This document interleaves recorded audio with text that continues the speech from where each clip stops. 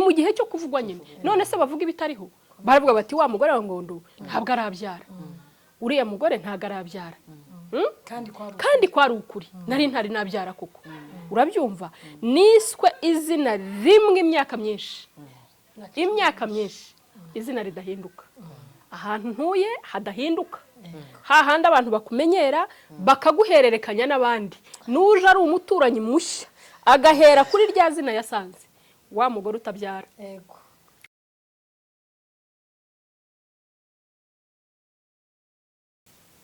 Shalom, shalom. This is Tesi. Tubahaye ikaze abavandimwe inshuti zacu dukomeje kubaha ikaze kuri channel yacu Imana ikomeze ibahe umugisha. Uyu munsi rero twagiriwe amahirwe, twagiriwe umugisha. Mbese twagenderewe cyane. Ni ukuvuga ngo twagenderewe no guhura n'umukozi w'Imana araje abibwire. Ni ukuvuga ngo turamwakiriye yeme abavandimwe abakunzi bacu muze mwegere hino mwumve ibitangaza by'Imana, muze mwumve ukuntu isagira neza. Tubahaye karibu cyane. Amen. Umuvandimwe Annette, amakuru y'iminsi agiye kurangira neza urakomeye. ndaho ndamahoro. Amen. Nitwa Annette Ngondo, ndubatse, mfite umugabo n'abana, ndi umukristo usengera muri Eglise Anglikani Paruwasi ya Remera, ndi umuturage w'aha ngaha nyine ntuye. Asante. Yego. Bani baha umugisha. Amen. Tuguhaye ikaze cyane, wumve ko uhawe ikaze, Imana yo mu ijuru ikomeze kunezeza. Amen. Rero turakwishimiye cyane. Uyu muvandimwe rero Annette, abantu batamuzi muze mutere udutebe. Abantu bacitse intege mwumva amakuru y'ijuru, mwumva ukuntu Yesu agira neza, mwumve ko hari abantu baba baracitse intege bariyo yumva ubuzima bwararangiye. Uyu munsi ndababwiye ngo muze mwegere hino mwumve amagambo ahumuriza, asubizamo intege mu bugingo. Niyo mpamvu twararitse umuvandimwe Annette kugira ngo aza tubwire ubuhamya bwe. Njye narabwumvishije ariko sinshaka kuvuga, nshobora kuvuga nkavuga n'ibyo atavuze. Niyo mpamvu twamuzanye hano ngo aze atubwire hejuru y'ubuhamya bwe, atubwire ukuntu Yesu yamukuye muri kiriya gikombe cy'ubugumba, atubwire naho uyu munsi Imana igejeje ikora. Ni ukuri rero Annette turakwakiriye, tuguhaye ikaze. Akoze cyane. Dufite amatsiko menshi yo kumva twaje twumva ibice. Uyu munsi rero turashaka ngo ubwire abakunzi bacu, hari nk'abantu bari muri ico kibazo bumva ko ubuzima bwarangiye akabona nta naho yanahera. Ugira ico babwira kugira ngo bumve ukuntu Yesu azayongera kandi agahumuriza abantu, akongera akagarura ibyishimo mu rugo ku bantu babuze ibyishimo. Amen. Tubwire ukuntu yatangiye urugendo gutangira kuba umumama, kubaka urugo. Imana ishimwe cyane. Ndashima Imana cyane ku bwanyu. Ndashima Imana yuko duhuye. Ndashima Imana yuko mbonye ubundi buryo bwo kongera kuvuga ineza y'Imana n'imirimo yayo. Ibyo koko ubuhamya bwanjye benshi barabuzi, kuba tuziranye tumaranye iminsi barabuzi, ariko ntabwo njya numva ndambirwa kuvuga imirimo y'Imana, kuko Imana yangiriye neza cyane. Imana yabaye yo kwizerwa, Imana yabaye mu ruhande rwanjye. Imana ndayishimira bikomeye. Imana ni nziza, Imana iraryoshye, Imana irakomeye, Imana irahari, Imana irakora, Imana igira neza. Ibyo urugendo rwo kubaka urugo, kuva mu bukobwa nkajya kubaka, nabayeho ndi umukobwa w'imfubyi, udafite ababyeyi, udafite mama, udafite papa. Hanyuma nza kugira umugisha, Imana irangenderera ingirira neza, impereza uwo twubakana urugo, impereza umugabo kandi mwiza. Hanyuma turabana nyine, turabana ubuzima bw'inyuma mu bupfubyi. Njya mbwira Imana cyangwa n'abandi bantu tuvukana ko tuvugana, nkayibwira ngo ni ubuzima ntajya numva nkumbura. Ntabwo ari ubuzima buryoshye, ariko n'ubuzima naboneyemo Imana. N'ubuzima nabonye ko iyo nsubije amaso inyuma niho nibuka yuko na cya gihe Imana yari ihari. Hari ubuzima ubamo ukajya wibaza ngo Imana ntihari, ukajya wibaza ngo Imana yari imutse, ukajya wibaza ngo ese koko n'aha ngaha naho Imana irahari. Ariko ubu nasobanukiwe yuko yari ihari kandi cyane, yari ihari ndetse na cyane. Ndashima Imana yuko ari Imana irinda ijambo ryayo, kwa kundi ivuga ngo ni se w'imfubyi, ngo ni umurengezi w'abapfakazi. Ijambo ry'Imana burya ni ukuri kweruye, ni ukuri kweruye kandi ntabwo ubupfubyi bwica. Ushobora kubabara ariko ntupfe, ushobora kugera kure ariko ntupfe. Hanyuma kandi ukamenya yuko nta hantu kure na hamwe Imana itabasha gukura umuntu. Ukamenya yuko Imana ari Imana izi kurinda, ikarinda abantu bayo, ikarinda imfubyi, ikarinda abakene, ikarinda abantu bose kugira ngo yiheshe icyubahiro. Imana ni nziza, Imana irahari, Imana irakora. Uyu munsi ushobora kuba uri imfubyi utekereza ngo ese ubuzima bizagenda gute, hahandi ubona yuko ubuzima nta shusho bufite. Ariko ikintu nkundira Imana yo kabyara ni Imana ifata ibintu bidafite ishusho yarangiza ikabiha ishusho kugira ngo izina ryayo rihabwe icyubahiro. Nta kindi kintu ibikorera, ibikorera kugira ngo yiyubahishe, ibikorera kugira ngo ijambo yavuze iyo ubwaryo irihagarareho nubyibuka uvuge ngo Mana ndagushimira yuko uri Imana ihari, yuko uri Imana yabaye cyagiye. Ni Imana nziza, ni Imana yonsa imfubyi ikazonsa ntizicutse. Imana ishimwe. Ni Imana ikomeye, ni Imana izi kurinda, ni Imana izi kubera amaso abantu bayo. Nabonye Imana rero, mbona Imana ingirira neza, irandinda muri urwo ruhande, irandinda muri ubwo bupfubyi, hanyuma irindaho intereka mu rugo, impereza umugabo idashingiye ku buranga, idashingiye ku mashuri, idashingiye ku mutungo, idashingiye ku muryango ukakaye. Iyo udafite papa na mama, abandi bantu burya baza nabagira neza nk'abandi bose. Nkuko wabona NGO ikagufasha, ikakugira iki kumarira. Umuntu uba ugufite mu nshingano n'iso na nyoko bakubyaye, abandi bose ni umugira neza. Burya umuntu uzakugirira neza atarakubyaye, nushaka ujye uvuga ngo uyu ni umugira neza nabonye. Kuko mu bantu Imana ikubaza ntabwo ishobora kumukubaza utaramubyaye. Imana ishobora kumbaza abana banjye nabyaye, Imana yambaza urugo rwanjye, ariko burya ntabwo ari inshingano yuko Imana yambaza murumuna wanjye, si inshingano yuko Imana yambaza undi mufamiliye. Oya, umuntu ugufite mu nshingano n'iso na nyoko. Undi muntu wagufata ku kuboko gutya ni umugira neza Imana iba yaraguhaye. Ushatse wanamushimira ukamubwira uti ndagushimira, kuko ntago zari inshingano zikomeye rero Imana yarahabaye. Imana yagize neza, Imana ihagarara mu cyuho, Imana irarinda, ahari umwijima iraherura ihashyira umucyo. Ndayishimira yo kabyara. Imana ni nziza, Imana iraryoshye, Imana irahari, Imana twizeye ntabwo ari baringa. Imana twizeye ni Imana ifatika, ni Imana y'ibifatika. Hari igihe umuntu agera mu buzima akavuga ngo ese ubundi ibi bintu ni ibiki, ugasanga ibintu urimo ntago ari ibintu biprogressinga, ni ibintu bidindira bidahari. Ariko ndagira ngo nkubwire ngo no guceceka kw'Imana ntabwo ari uko idakora. Imana ishimwe. Guceceka kwayo si uko yananiwe, guceceka kwayo si uko yimutse. Oya irahari uko biri kose, igihe cyose Imana itubereye maso kandi irashoboye n'inyembaraga.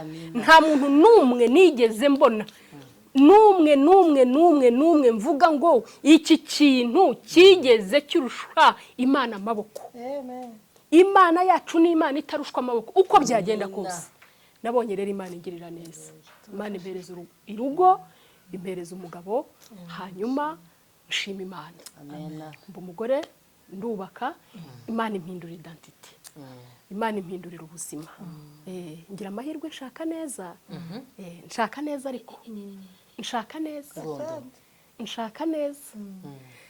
Ninkubwira ngo gushaka neza si uko naje ngo ngwe mu ma etaje no mu mavewiti. Hari ukuntu abantu ibintu babyitiranye, bitiranya ubutunzi n'urugo rwiza. Bitiranya urugo rwiza bakarwitiranya n'ibibanza n'ama etaje n'amamodoka. Ni byiza kubigira, turabisengera turanabikeneye, ariko kandi ntaho bihuriye n'urugo rwiza. Imana yampaye umugabo mwiza duhuza, ushigikira abana nanjye muri ubwo bupfubyi rwose, atitaye ngo ariho aranguriza nzamwishyure yego kubw'umutima w'Imana Imana yamuhaye. amen Imana ijye imuha umugisha. Amen. Abankunda mwese mujye mumusabira Imana umugisha. iha umugisha. Ni umugabo mwiza. ingondo rwose turakubona Imana imugirire neza ni ukuri. Ndashima Imana rero cyane yuko Imana yabigenje neza. Imana yabigenje neza. Hanyuma ariko kubera ko umugambi w'Imana bari mugari ku bantu bayo. Uko nabitekerezaga ntago ariko byagenze. Hari igihe utekereza ibintu ukavuga ngo iyo umuntu wese ashatse ikintu uravuga ngo what next, wibaza yuko ugiye gushaka ukanabyara. Yego. Siko byagenze. duha amakuru Ntago ariko byagenze. Noneho ngeze mu rugo ntago nasamye, ntago nabyaye, imyaka iba myinshi, ndategereza, turategereza twembi, Yego. dutegereza Imana, dutegereza Imana ngo turebe ko Imana yaturengera. Hagati aho ngaho ntago uba wicaye gusa, uba wivuza, ubaza uti se kwa muganga se bimeze gute, muganga bimeze gute, urivuza, ntiwicara ntuhumeka. Yego. Ariko kandi iyo igihe cy'Imana kitari cyagera, nyine kiba kitari cyagera, kandi ntacyo wahinduraho. Icyo bigusaba ni ukuvuga ngo reka ntegereze Imana, ikindi nyisabe kwizera, hanyuma impereze impano yo kwihangana, kuko Bibiliya itubwira ngo mwibuke yuko abihanganye bose tubita abanyehirwe. Amen. Imana ishimwe. Amen. Noneho turihangana, turategereza, turasenga, hanyuma ibyo gusenga bishirayo, ibyo kuvuga birashira. Hari igihe uba utagifite ikintu gishya cyo kuvuga. Se wamaze imyaka ingahe? Namaze imyaka 10 n'amezi 7 bikiraho akadomo ngo ba. none se aho hagati Yego. kambazi aho hagati muri iyo myaka 10 hagati habaye amagambo menshi, abaturanyi abo musengana, niko ntekereza kubera icyo kintu hagati. Ndibaza ko wenda habaye n'ijambo ryo kuvuga ngo sinzi ko wenda baba bakikita Aneti, wenda ni andi mazina wenda bana kwisi, babyitwayemo gute muri urwo rugendo we n'umutware mwari gute? Icyo nakubwiraga ngo ndashima Imana yuko yampaye umugabo mwiza. Burya hari igihe muterwa namwe mukitera. Niko abanyarwanda bavuga. Hari igihe muterwa namwe mukitera, mukagira ikibazo cyangwa mukagira ikigeragezo, mwarangiza namwe mukabishwaniramo, bikabahindukira intambara. Twebwe rero twamaze kureba uburemere bw'ikigeragezo dufite uko bungana, tubona nta bundi buryo usibye guhuza, usibye kwihangana, usibye gusengerana, usibye gufatana amaboko, tukavuga ngo twebwe ubwacu reka dutegereze Imana. Hanyuma hanze ntabwo hanze bareka kuvuga, cyane cyane ko baba bavuga n'ibihari, ntitukajye turenganya n'abantu. None se akariho karavugwa niko abanyarwanda bavuga, kandi ni igihe cyawe cyo kuvugwa. Uri mu gihe cyo kuvugwa nyine. None se bavuga ibitariho, baravuga bati wa mugore wa Ngondo ntabwo arabyara, uriya mugore ntabwo arabyara, kandi kwari ukuri, nari ntari nabyara koko. Urabyumva? Niswe izina rimwe imyaka myinshi, izina ridahinduka. Ahantu ntuye hadahinduka, hahandi abantu bakumenyera bakaguhererekanya n'abandi. Nuje ari umuturanyi mushya agahera kuri rya zina yasanze, wa mugore utabyara, wa mugore utabyara. Ariko nasabye Imana, ndayibwira ngo Mana ungirire neza, uzandinde ishyari, uzandinde kwanga abantu, uzandinde kubaza umuntu ngo kubera iki wamvuze ibi. Nkahura nawe nzi yuko wanabivuze, ariko tugahura tugaseka bisanzwe. Kubera iki? Hakamera nkaho nta kintu cyabaye. Hari igihe ushobora kwiha urugamba utari bushobore kurwana. Ntabwo intambara zose ushobora kuzitega ibitugu ngo murwane, ntibikunda. Hari intambara zisaba guceceka no gutuza no gutegereza Imana. Cyane cyane yuko mu by'ukuri bikuriho bariya abantu nta ruhare babigizemo, yewe nawe ubwawe nta ruhare wabigizemo. Icyo ugomba gukora uravuga uti reka mpanga amaso ijuru, cyane yuko ariyo yonyine ishoboye, ngo niyo yonyine ibasha kugira ikirema ikagikomeza. Iyo wamaze kumenya ko nta muntu wundi ufitanye nawe urubanza, ushinga urubanza ukaburana n'Imana, ukayibutsa icyo yavuze, kuko ikintu cyose Imana yavuze kingana n'ikikoze. Kandi ikintu cyose yavuze ifite ikintu gikoraho, nta kintu Imana itakoraho na kimwe. ijambo ry'Imana ritubwira neza ngo niyo ituma dutwita ngo ni nayo ituma tubyara. Muri abo batwita ndimo, muri abo babyara ndimo. Munsi yaho uwo murongo uravuga ngo ese ngo nabazibinda, ese nabazibinda ni ikibazo, ntabwo yatuzibinda, ntibikabeho. Iyo umaze kumenya ingingo ikurengera uyihagararamo ukavuga ngo Mana ko ari wowe wavuze utya, none mubagirirwa neza muri ubu buryo ntabwo ndimo. Ese wanzibinda? Ese mu batuma batwita jye sindi utwita, mu babyara sindi ubyara? Ugahagarara mu cy'Imana yavuze, ugahagarara mu ijambo ryayo, ukibutsa iby'Imana yavuze bikaba urubanza. Hanyuma mu gihe gikwiye Imana ikakurengera. Imana ukuntu ijya ibigenza neza, ijya inyuranya ibihe. Imana ishimwe, ijya inyuranya ibihe, yarangiza igahindura amazina. Hanyuma ya magambo yari muri ka kanwa cyagiye yarangira akavamo wa mugore utabyara, yarangiza ikavuga ngo wa mugore wa ngondo yarabyaye. bakagenda batangaza. Imana ishimwe. Haleluya. Haleluya. Imana yo mu ijuru ihabwa icyubahiro kuko ari Imana ijya inyuranya ibihe. Ibyo ntiyabikoze kuri jye gusa, ntabwo yagarukiye kuri jyewe gusa. Mbere yanjye yarakoze, nyuma yanjye yarakoze, nyuma yanjye izakomeza gukora, n'ubu ngubu iracyakora. Dufite ibihamya byinshi by'iby'Imana yakoze, haba kuri twebwe haba no ku bandi.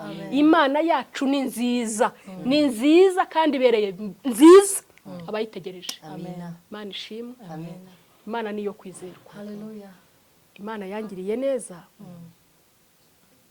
Amen. Ni ukuvuga ngo mama Annette, Imana ikumugisha. turafashijwe birenze. Turafashijwe ko ndumva twakomeza tukavuga. Ndumva twatera haleluya n'impundu, ndumva navuze impundu. Imana igumugisha. Ni ukuvuga ngo ababyeyi bari muri iri shuri bagitegereje kugira neza kw'Imana, bagende bagume ku mavi, basenga Imana, bagirira Imana icyizere. Ntaho Imana itakura umuntu, nta nayo itamugeza. Za bindi ubona bikomeye n'ubundi Imana irabishoboye, kuko n'ubundi ntacu umuntu yagufasha. Ariko Yesu uzi ugenda ukamubwira. Hari umurinzi wavuze ngo ujye wiherera ngo usenge, ngo usuke amaganya imbere y'Uwiteka Imana yawe, ngo uyibwire byose ku murongo, ntibikugoye, nta na kimwe izi gusubiza. Haleluya. Hari akaririmbo kanjemo, tugiye gusoza ntabwo dutinda. Abantu bakomeje gukunda ubuhamya bwa Annette, tuzagaruka muri pati 2, tuze noneho tubabwire aho Imana yatanze abana. Amen. Ni ukuvuga ngo hari akaririmbo kavuga ngo nawe niwe uzi kuririmba, uzi ukoresha impano yawe neza.